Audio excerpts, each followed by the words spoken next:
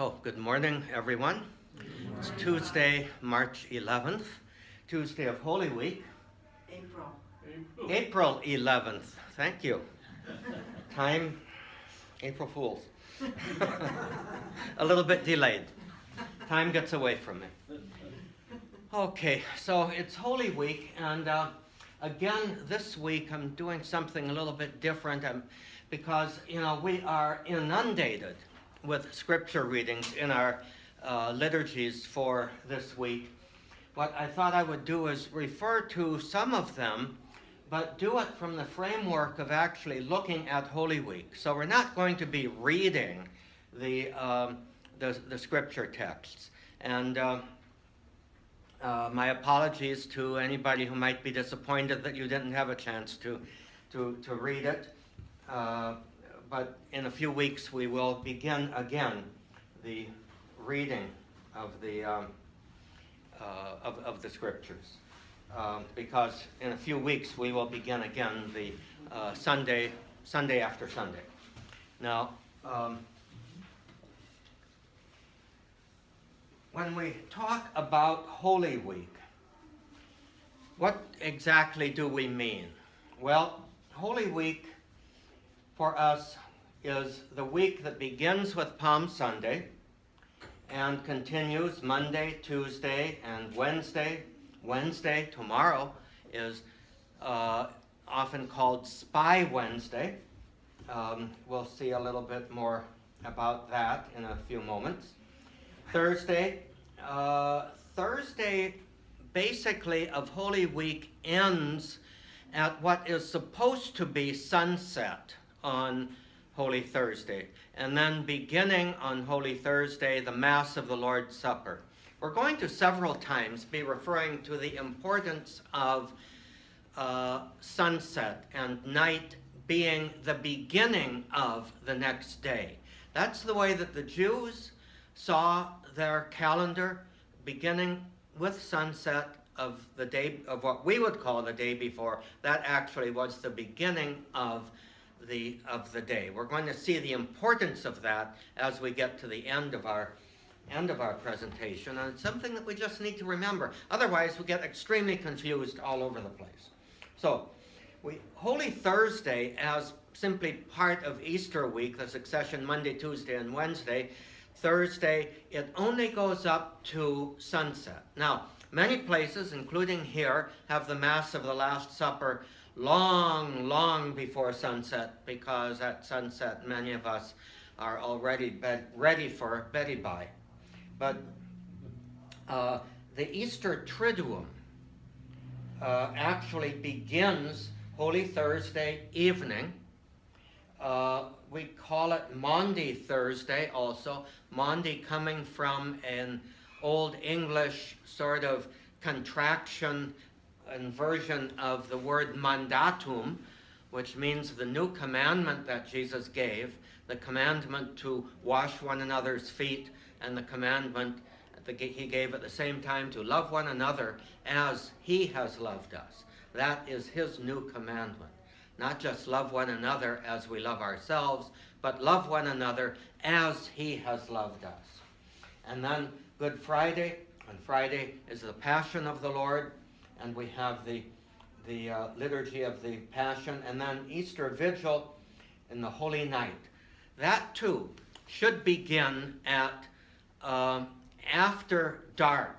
It actually should properly begin, in parishes at least, it should properly begin when it is in the dead of night. That doesn't just mean that the sun has set and there's still twilight.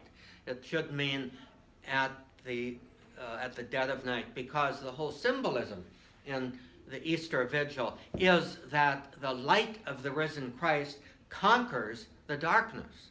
It's hard to have that symbolism of conquering the darkness when you don't need it. Actually, it's very hard in our society to have that symbolism of the light of this candle conquering the darkness, when at the flip of a switch, we can produce a lot more light than just a candle does. So we sometimes need to use our imaginations with regard to symbols, and that's not always the best thing, but we need to do it. So, and then Easter Sunday of the Resurrection, we see that as kind of the culmination, really, of what we begin at the Easter Vigil, what we celebrate on the morning of the first day of the week. So that basically is the framework of Holy Week for us. Now, a little bit of history. The earliest reference that we have in any historical documentation comes from around 300 AD. So that's what?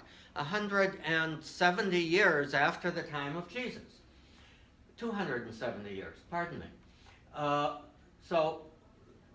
Christians have been celebrating and developing how to celebrate this sacred mystery of the passion, death, and resurrection of Jesus for over 200 years, when we have our first written reference to celebrating this week, not just the Passover or the resurrection of Jesus, but celebrating this week. Now, Christian Roman emperors in the 4th century, once the empire adopted Christianity as its official religion, began to enforce it as a holiday. That holy days meant a holiday, and began to enforce a no business rule for the whole week. Congress was to be out of session. Banks were supposed to close, and nobody was supposed to be doing any commerce during that whole week between Palm Sunday and Easter. And then the final thing in our history, around 380, Egeria, who was a nun, a professed religious, living a monastic life. Now, it's always very interesting. She was cloistered in a monastery, but she spent a lot of her time, and she was evidently fairly wealthy, a lot of her time traveling around and learning customs from elsewhere. So Egeria traveled, and fortunately, a lot of people traveled in those days, but Egeria was one who wrote it down. And we don't know, and you have to just think about the significance of this. We don't know what happened unless somebody wrote it down or left some kind of an evidence. Now, so much in our world today is documented that we look for, our passion is to discover what really happened. And we can ask that question today about almost everything in our world. What really happened? Of course, then that gives rise to a phenomenon becoming more and more well known as fake news. And it so often happens that depending on your point of view or your political perspective, this may be really true or may not be. So back then, those same things were happening, and people were doing a lot of writing, but so much of it did not survive. And so much of the evidence did not survive because things got destroyed in wars and earthquakes, famines, and the migrations of people. A lot of cities actually were never particularly destroyed, but simply because of a famine or other social conditions, people abandoned the city and nature took over, and now that gives a job to archaeologists digging for traces of stuff that happened. So anyway, Egeria, around 380, she documented all of this, all of her travels. She wrote a diary, basically, and she spent 3 years in her travels in Jerusalem. And she wrote at length about how the bishop and the people of Jerusalem celebrated this Holy Week from Palm Sunday to Easter. It's a very valuable document because it shows how the early Christians did it, and kind of as the foundation of now how we do it.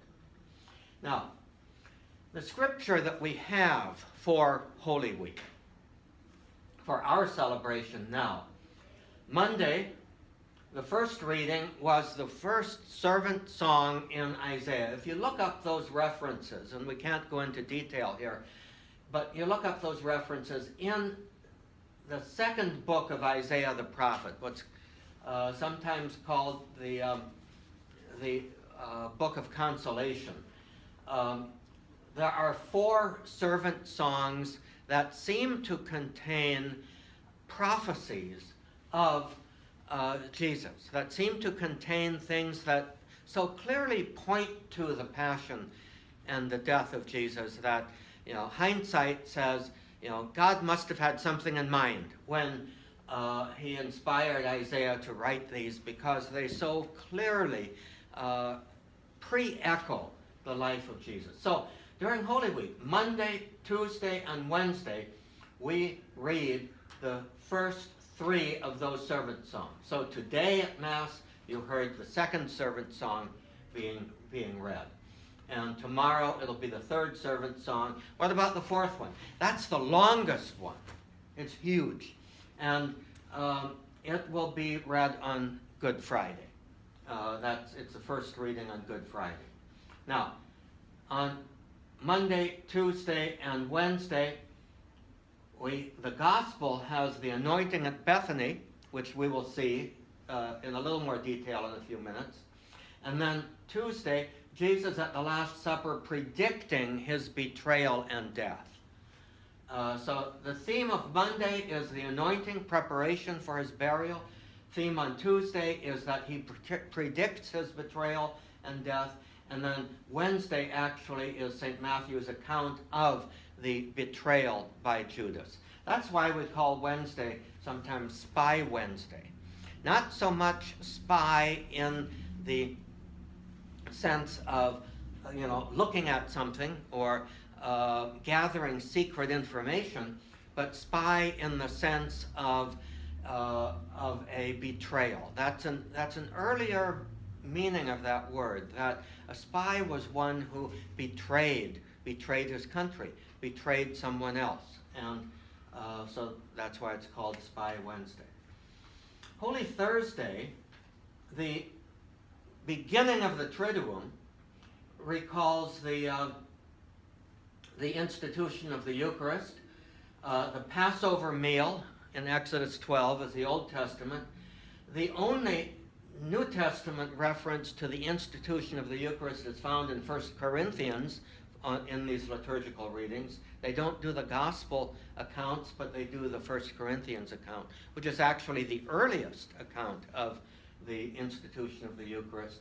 And the only thing that St. Paul in his letters speaks about any event or incident in the life of Christ is recalling the institution of the Eucharist at the Last Supper. And then the Gospel, of course, on Holy Thursday is the washing of the feet, in which we hear that great commandment, as I have done for you, you must do for one another. And then the Passion according to John is always read on Good Friday, along with the 4th and the longest of the sermon songs.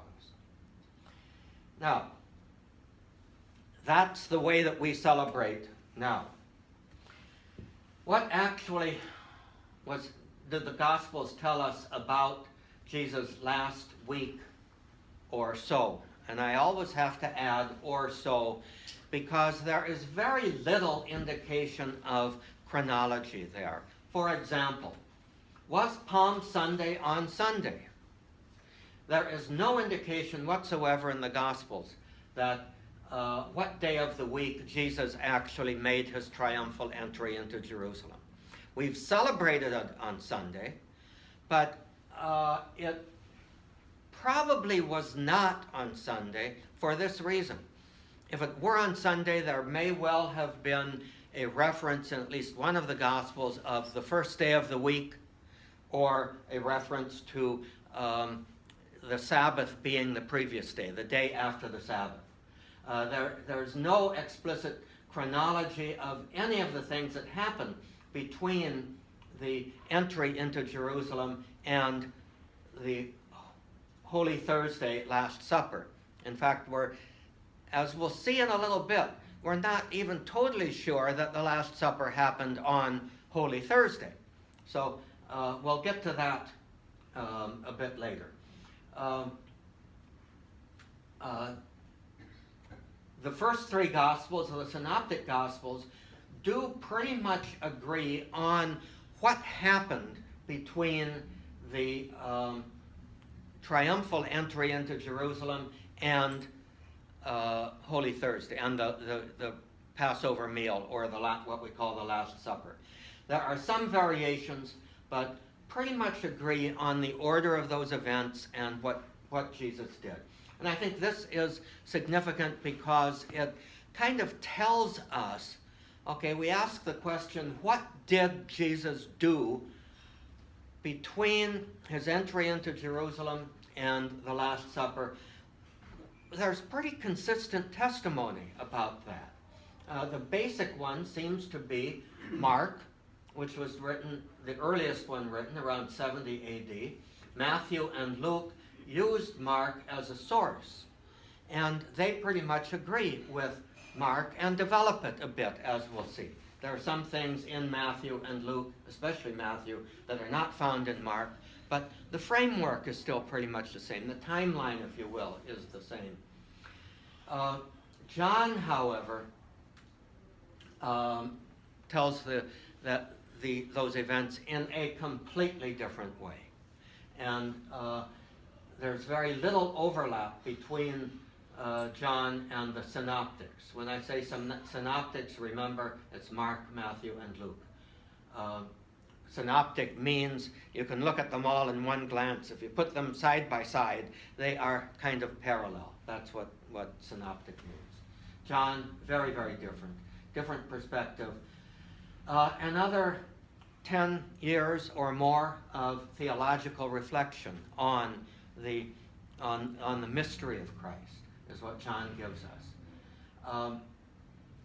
I think one way of looking at this is Mark wrote around the end of the generation immediately following Jesus.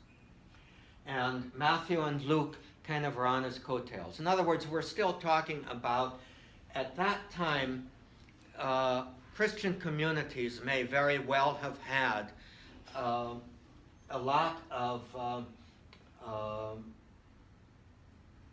eyewitnesses, or at least the people who were preaching within those communities who knew one of the eyewitnesses. By the time of John, there are very few eyewitnesses left. John reportedly himself died as an old man and was probably still alive when that gospel was written, except that he probably did not write it with his own hand. It was probably written by his disciples, consulting with him about it. And like older people tend to do, their memories are often influenced by the events of the rest of their lives. So what we have in John, really, is the fruit of his own reflection over 60 years of experiencing how to receive Jesus and how to share Jesus with his community. So it's very logical that John would be very different because it's written from a different perspective and with a different purpose. So I say last week or so. If you look at this online or can write real quickly, those are the scripture references, the passages that we will be covering. And we're going to follow Matthew, even though he's derivative from Mark, but he has the fuller account. We're going to follow Matthew, and then we'll have some side comments about Mark and Luke, and then we will deal with John. And John will be dealt with fairly briefly, because he doesn't put much in there, but what he puts is very significant. So, the entry of Jesus into Jerusalem. In order to understand that entry into Jerusalem, we've got to go back a little bit before. And all three Gospels are consistent pretty much in what happened before Jesus came to Jerusalem. They all show Jesus and his disciples, sometimes even with a larger crowd accompanying him, on their way to Jerusalem. They were probably coming from down in the Jordan Valley where John had been baptizing. and ultimately coming down from Galilee. But they're all on their way to Jerusalem. Jesus had not been ministering in Jerusalem before this, according to the Synoptic Gospels. And so this is the city where he is going to have his passion and death. And as they are approaching Bethany, really, on the way to Jerusalem, Jesus, for the third time, says, I'm going to Jerusalem to be rejected by the chief priests and the elders, to be handed over to the Romans, to suffer torture and death, and on the third day I will rise again. And the apostles are just as uncomprehending as they had been the first two times. In fact, right after that prediction of the kind of Messiah he's going to be, I am going to be the suffering Messiah. You might say, as he said after the resurrection, look back in the scriptures. Look at those servant songs in Isaiah. That's the kind of Messiah I am. What happens? James and John want a privileged place in this kingdom when he establishes his kingdom. In other words, sit us one at your right and at the left. The rest of them can gather around anywhere, but we want to be right there next to you. We want to be your trusted advisors. And interesting in Mark's gospel has James and John asking Jesus. For some reason, Matthew has their mother asking him. And then he kind of ignores the mother and then begins to talk to them. It probably, I don't know why Matthew may have done that, but it's more likely that Mark would have the original account. Luke completely omits this. It doesn't quite fit in his way of telling. Now, this blind man in Jericho, Matthew tells us that there were two blind men in Jericho who ran after Jesus asking to be healed. Mark and Luke have only one blind beggar, and only Mark names him, Bartimaeus. Matthew does not name them. Luke does not name him, but Mark names him, and Mark is the earliest one. For some reason, then, Luke and Matthew omitted the name, even though it's very likely that that name, Bartimaeus, was known to the Christian community, because they wouldn't have remembered his name otherwise. So he's depicted, especially in Mark, as following Jesus on the way. Remember, in Mark, everybody, Jesus tells them, when he heals them, he tells them, go home. Don't follow me. Go home. And don't talk to anybody. Maybe talk to your own family, but don't tell anybody else. This one, the very end, Jesus allows him to come and follow him. And it's fairly evident from Mark's telling that he became a disciple. Luke adds something else. He adds the story of Zacchaeus. Luke is the only one who talks about Zacchaeus, the tax collector, climbing the tree down there in Jericho. And he tells the parable of the 10 gold coins, where the master going away apportions certain amounts of money, treasure, to 3 of his stewards, and then Jesus tells about what they do with it. 2 of them make more, and 1 buries it. That's related to that parable of the talents, which we'll see later in Matthew. But it's interesting that the story of Zacchaeus and the parable of the gold coins or the talents is placed very near to Jesus' final week. That it has something to do not with his ordinary teachings, but something to do with how we participate in his sacrifice, how we are called to follow Jesus and to follow him to the death. And I think that everything that we're going to see from this point on for us has to do with this. This is special because it is right before when Jesus knew that within a couple of days he was going to die. He was going to be handed over and put to death.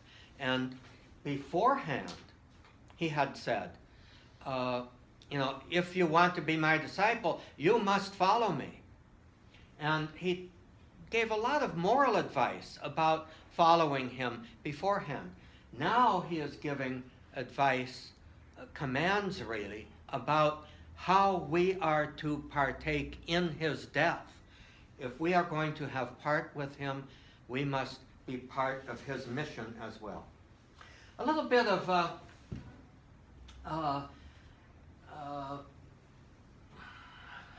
orientation here to the map.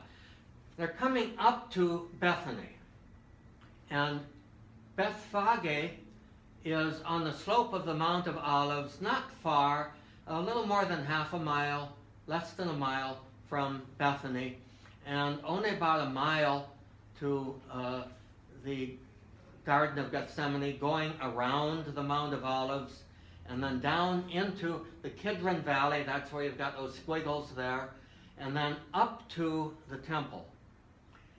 We're going to see that Jesus spent most of his time shuttling on this last week, shuttling between Bethany, where he stayed at night, probably in the house of Mary and Martha and Lazarus, between Bethany and the temple.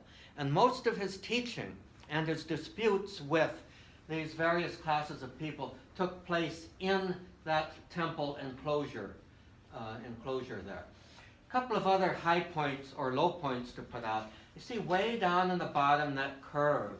That is the valley of Gehenna, the valley of Hinnom.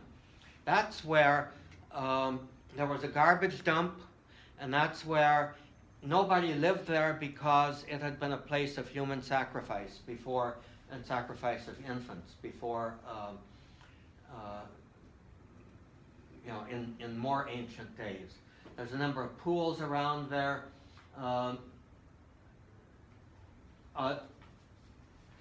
The house of Caiaphas is right there close to John's house, down at the bottom. Caiaphas, the high priest, where he had the first of the trials.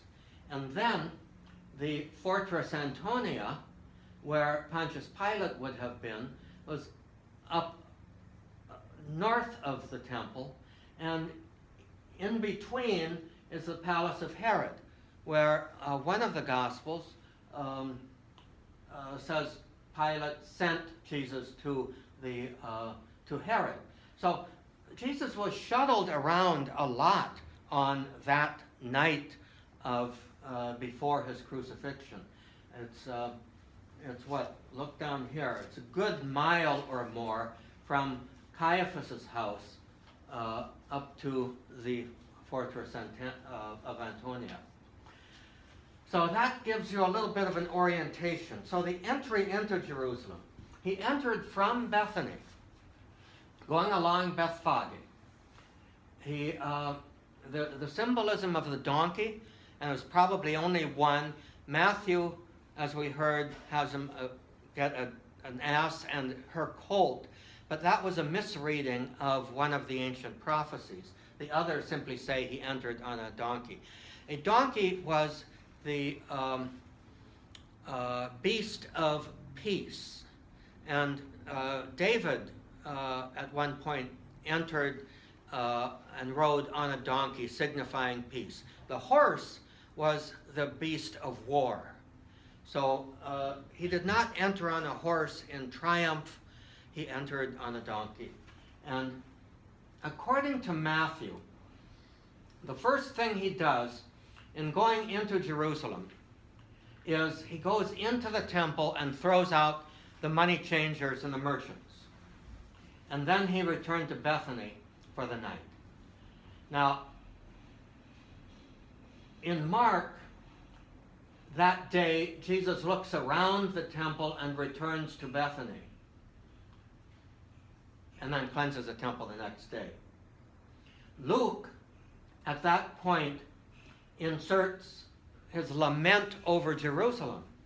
As he is approaching Jerusalem, he inserts the lament from the Mount of Olives, and then he has the cleansing of the temple. So we have a little discrepancy in the timing there. It's not terribly important, but don't be shocked by the fact that Mark tells it one way and with actually 2 days involved, and Matthew and Luke have them both on the same day that he is entering Jerusalem.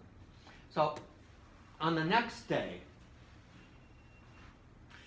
in Matthew, he's going back to the temple from Bethany, and he finds that fig tree that there was no fruit on it because he was hungry and there wasn't any fruit, and he curses the fig tree and says, "May no one ever eat fruit again." And Matthew says it withers immediately.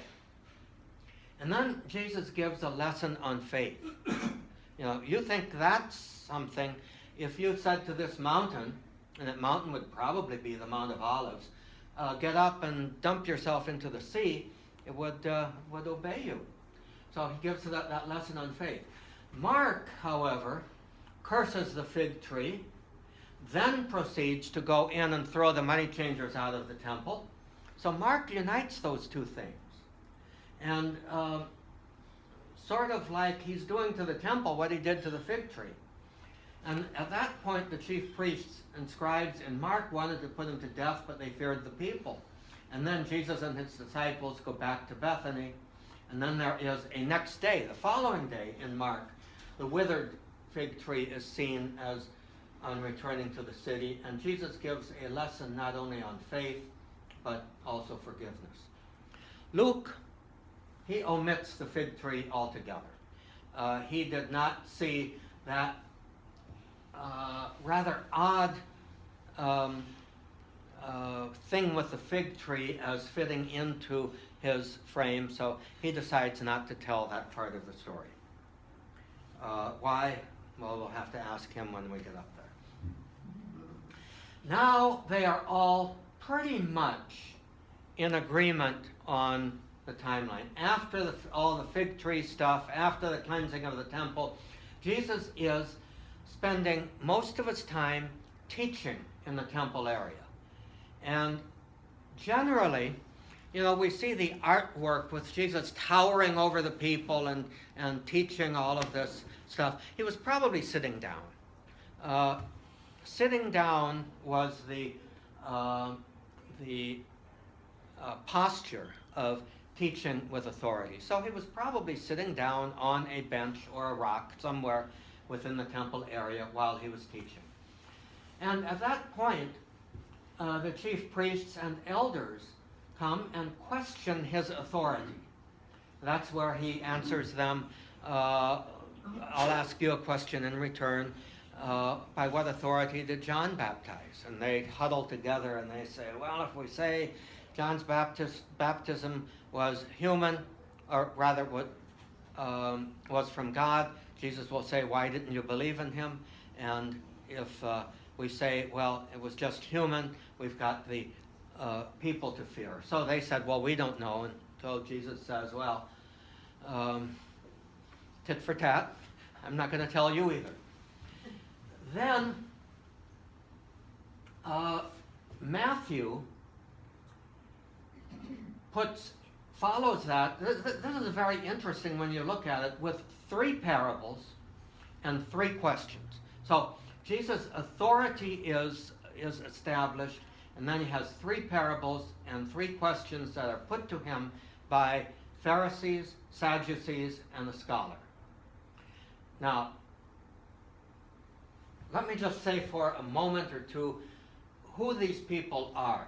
Pharisees were a sect of kind of like super holy people. They really studied the law, but didn't just study the law. They developed many traditions to sort of surround the law, to protect the law. And Jesus always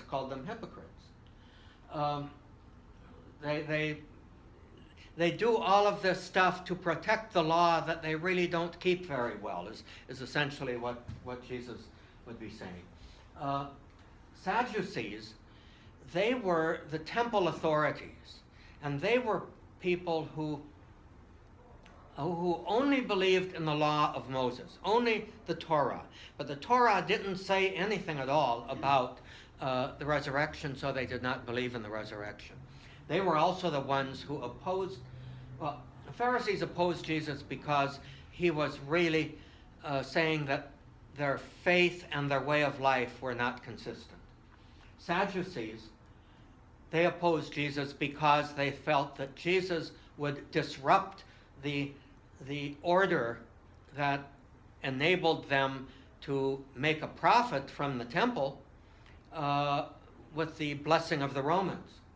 They felt that Jesus would alienate them from the Romans. The scribes, who were also scholars of the law, were the ones who studied the law. They were academics, basically. And we all know how proud and arrogant academics can be. And that seemed to be one of the reasons why Jesus was criticizing them. They knew all the answers, and nobody else could even approach being saved, because they could only be saved if they really knew the Torah just like they did. So then, 3 questions, and then Jesus' question about David's son. And all of these, like I say, have to do with what Jesus wanted to communicate very, very close to his death and resurrection. When push comes to shove, when we're talking about the bottom line, what is it that would distinguish disciples of Jesus and their way of life from everybody else?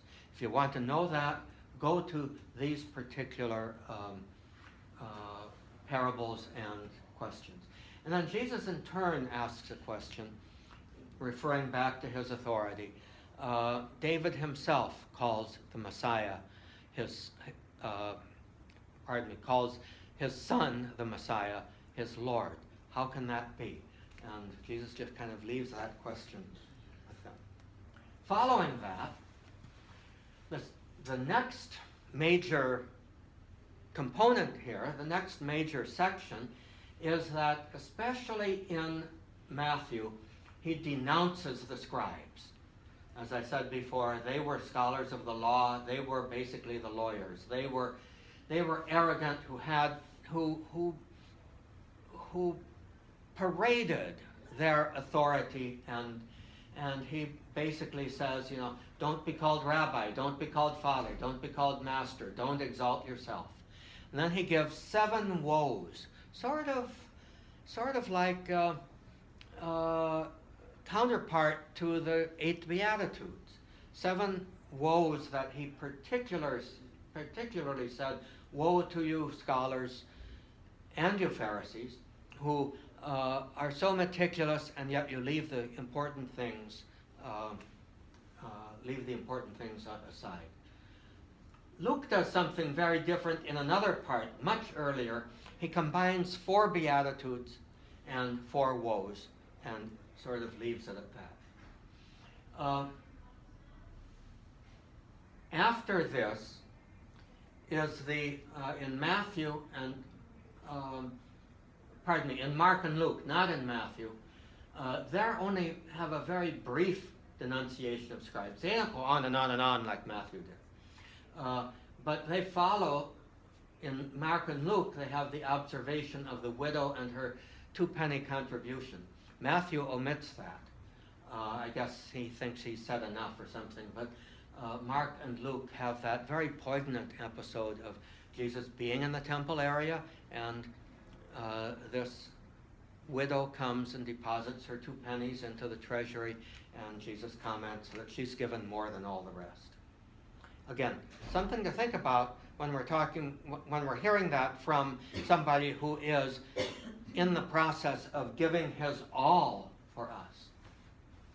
Then, after that, Matthew, Mark, and Luke are very similar in these apocalyptic prophecies, these end time things. And I'm not going to go into much detail, but they talk about the lament over Jerusalem, the destruction of the temple, signs of persecution and great tribulation, and the coming of the Son of Man, and then the lesson of the fig tree. Ironic that he had just cursed a fig tree for not bearing fruit when it wasn't supposed to. And then he says, learn from the fig tree that when the various stages of its development happen, that the various seasons, the summer is nigh when it begins to bear fruit. And then the day and the hour are unknown. And that's where he talks about the two men in the field and the two women processing grain and that sort of thing.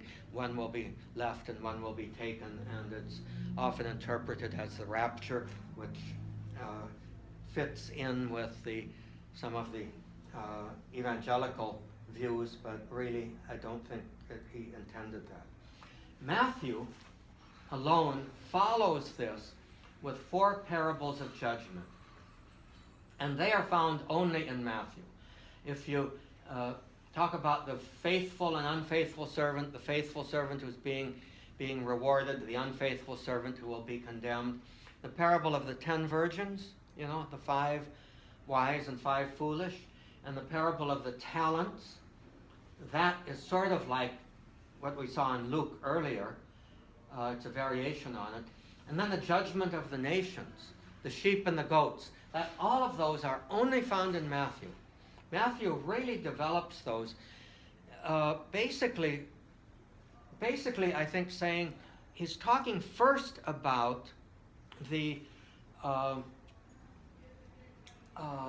end times, the fulfillment of the times, the cataclysm to come, and then what are the conditions under which we become part of being with Jesus when push comes to shove, when judgment comes.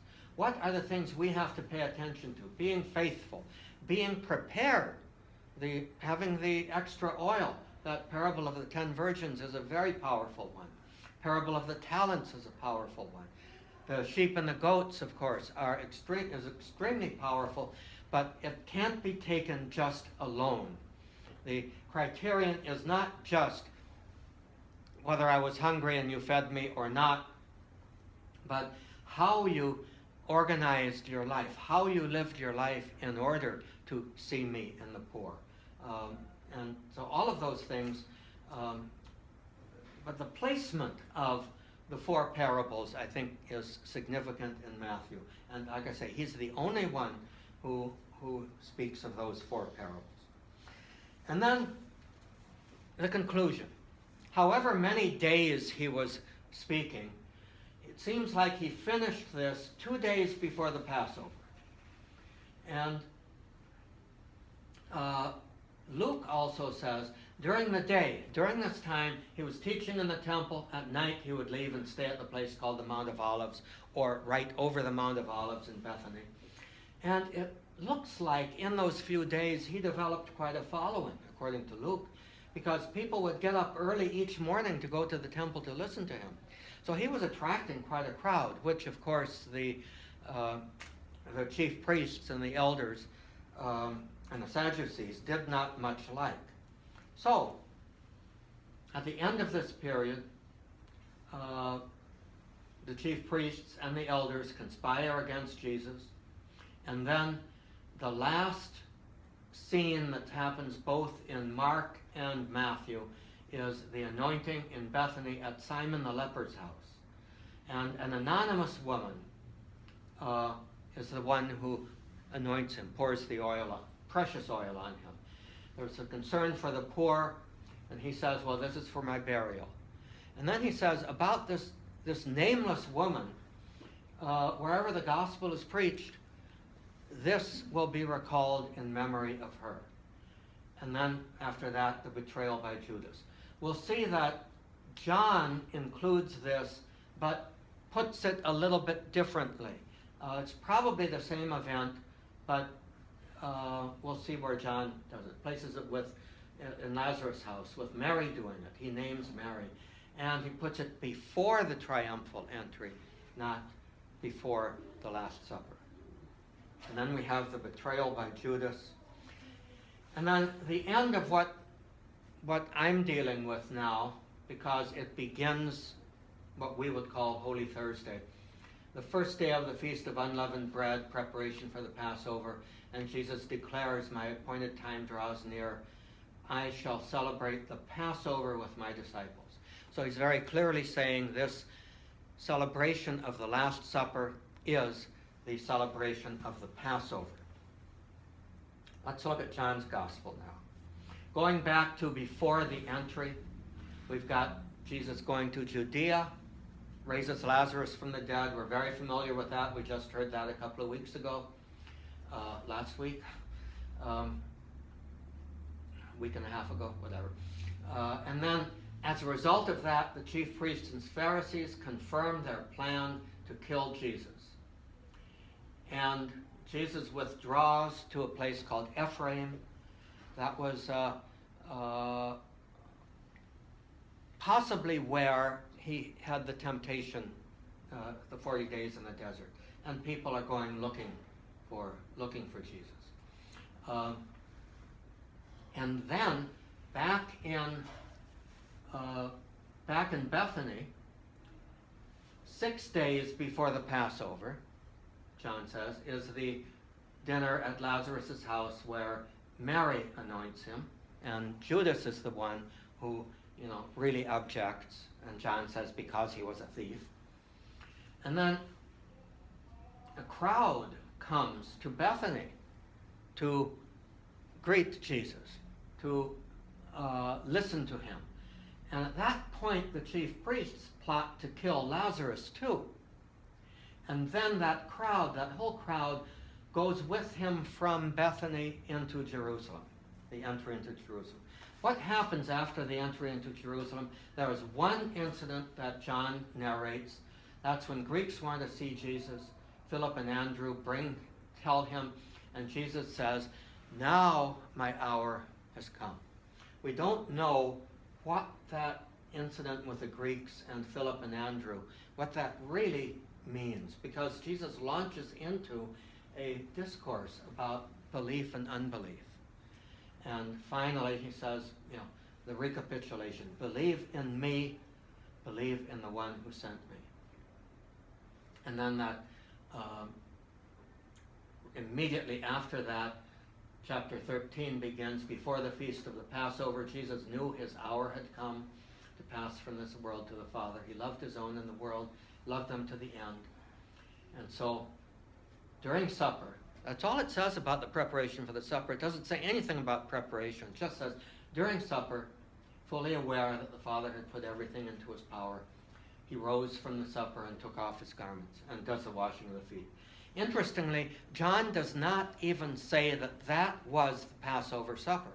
In fact, he indicates very, very strongly that was not the Passover supper. The synoptics say it was. John says it wasn't. Who's right? Well, we don't know. Was the Last Supper a Seder, Passover Seder? Well, before we give too quick an answer to that, we have to remember Passover is a 7-day celebration, and we're talking about the very first day, how that first day is structured. Confusion happens because, as I mentioned earlier, the Jewish day begins at sundown. So today is Tuesday. When the sun sets today, it is Wednesday. We wake up at midnight and say, okay, now it's Wednesday. But before 70 AD, when the temple was destroyed, Passover was primarily a public pilgrimage feast. The sacrifice of the lamb was primary, with the meal secondary. After the destruction of the temple, and rabbinic Judaism basically had to guide the worship of Jews, the home celebration, the Seder meal, became primary. because there was no more temple to offer sacrifice. So the sacrifice kind of narrowed into that Passover meal, which was traditionally called the Seder. So the Seder as we know it did not exist in the time of Jesus. People ate the Passover meal, but they ate it on the day of Passover, which was after sunset. Let's see if we can get a little better handle on this. I don't know the significance of this, except that we probably need to be careful in talking about the Passover meal, the Last Supper, as being a Seder. We can learn things from the Seder. There were parallel elements, but it may not really have been the Passover meal. 14th of Nisan was the preparation day until sundown. That's when the Paschal Lamb was sacrificed, the afternoon of 14 Nisan. 15th, that's not named after the car, by the way. 15th of Nisan, which began at sundown, was actually Passover proper. So preparation day and Passover proper, the dividing line was sundown. The sacrifice was already made. The ritual Seder meal is eaten after dark on the beginning of the 15th of Nisan. That doesn't seem to be a problem. Jesus sent his disciples to prepare the Passover in the afternoon, and then the ritual Seder was eaten in the evening, what would actually be the beginning of the next day, and then the next day, on the first day of Passover, Jesus was crucified.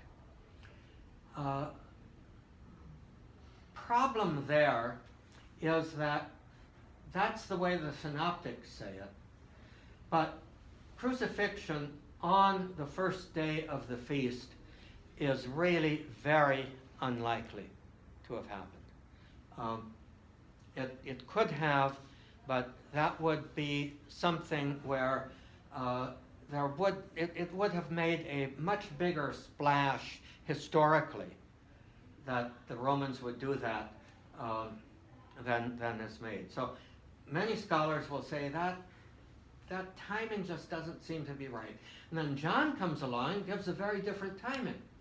He says that Jesus was crucified on the preparation day, before sundown on the preparation day, at the moment when the Paschal Lamb was sacrificed. John saw the correspondence of Jesus' sacrifice and the sacrifice for the Paschal Lamb to be very significant. But what that means is, in John, Jesus is crucified the day before he's crucified in the Synoptic Gospels. And that is a dilemma that we really simply cannot reconcile one with the other. Unless we step back and say, well, John is certainly emphasizing, both of them actually may be creating a somewhat artificial chronology there in order to emphasize the symbolism. And they're emphasizing different aspects of the symbolism. I don't know, but there definitely is that difference. You can't just say, well, John is right. You can't just say the synoptics are right, yet there is really a difference that you can't artificially reconcile. Now, here's the last point. In the Gospels, particularly around this time, this last week and the crucifixion, so much seems to be anti-Semitic.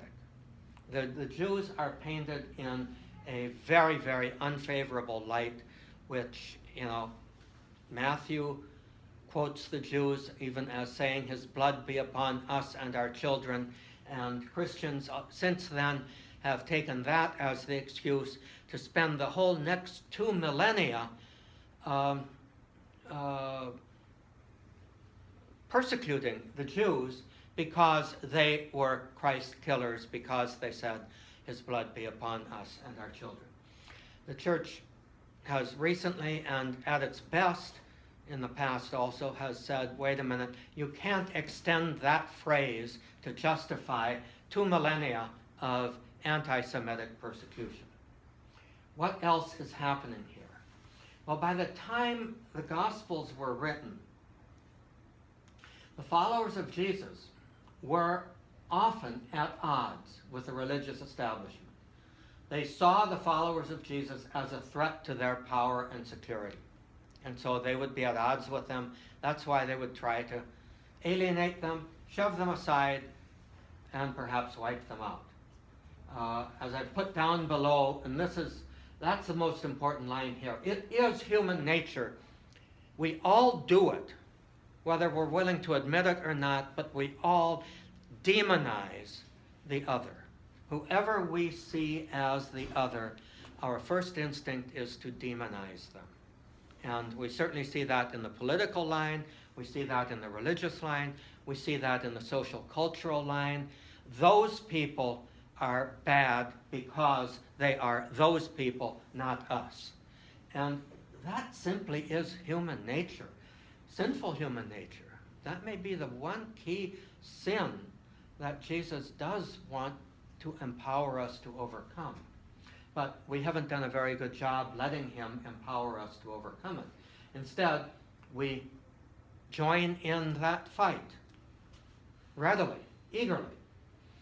Now, the Jewish revolts, which were beginning at the time of Jesus, but resulted in a full-fledged rebellion that resulted in the destruction of the temple in 70 AD, these were seen as God said, siding with the Christians against the Jews.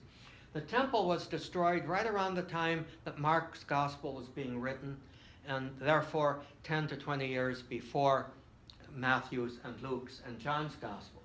So they were able to look back and say, basically in the destruction of the temple, aha, see, I told you so. God doesn't like you anymore, he likes us. Also in the first generation, antagonism and polemics were mutual. That's that demonizing of the other.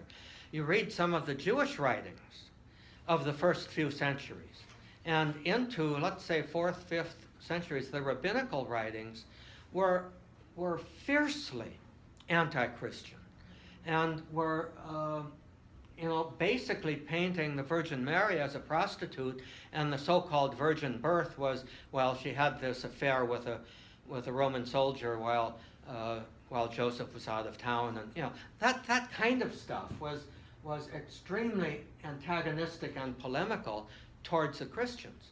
So this stuff was mutual. You can't just say, oh, those Christians persecuted the poor Jews, but nor should you just say those terrible Jews persecuted the poor Christians.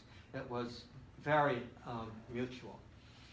And therefore, when Christianity became politically dominant, these attitudes resulted in continuously blaming Jews as the source of all the problems in society. And every time there was a war, a defeat, an earthquake, the Black Death in the Middle Ages, the Crusades were often just blamed on the Jews, and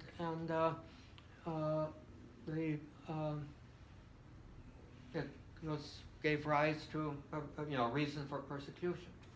Personally, I think what we need to do now is to admit both sides of the history. There's a lot of good in our history of Christianity, and God's hand is present there, but our response has not always been what we would want it to be, and we need to have humility and seek forgiveness. Not necessarily demand reciprocity. In other words, I'll forgive you if you forgive me. No, we just need to say, please, you forgive me, and we forgive you any wrong that we've done, but we know that we have wronged, and we seek your forgiveness. So that is basically it. However, in the next week, I'm going to do kind of the same thing, but go through the 4 Gospels accounts on what happened between the resurrection and the ascension. And we see wildly different perspectives in the four Gospels. And we'll try to get a handle on that. The following week, Tuesday, April 5th, we'll go back to handling Sunday after Sunday, and that day we'll deal with the third Sunday of Easter. Those are the Gospels and the readings. So, thank you for your attention and your patience. You know, I took the advice of one of the popes. He's been in at least twice, different popes. You need to apologize to people for the bad things that Catholics have done. Yeah, and Pope John Paul, did that very formally during the 2000 Holy Year in a reconciliation service. I did that when I was working at the VA hospital, going around there. And one of the men who was also non-Catholic, he came around, he followed me around. And afterwards he said, you're doing just the right thing. Yes. Because I apologize. Yeah, we need to learn that lesson. Thank you, Pat. Learn how to Yeah. apologize. Yep. And do it correctly. Yes. So that you don't, admit that not all the things are good. Yeah. Yeah. We have some good things. Yeah. Yeah. Yeah. Thank you, Pat.